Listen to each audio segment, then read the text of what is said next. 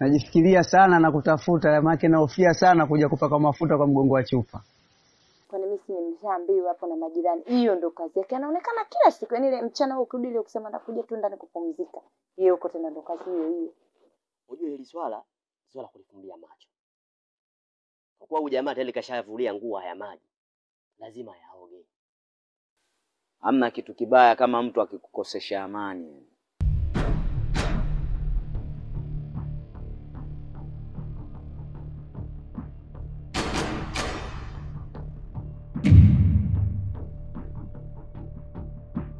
Mbona mwanamke muuaji? Je, mume wake akimkuta ndani? Mimi cha kukushauri ndugu yangu, tafuta mke, uoe, uendeleze maisha. Sio kudangadanga na wanawake za watu. Shoga yangu siku ya mwezi 40. Kama unavyojua kwamba safari sio kifo. Na kama mke wangu nivumilie nitarudi. Ndio nakwambia hivi, nataka chumba chako. Na akija mume wako mwambie. Mwenye nyumba akija anataka kodi yake. Sawa mama, sisi tunajua kama unatudai.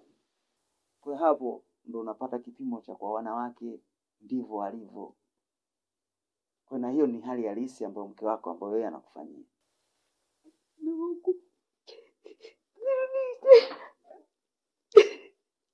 Yaani hayo yote Kilama alokuletea sio ya Kilama, bali ni mke wake. Kwa sababu ndoa ni baraka, ndoa ni ibada ndugu yangu.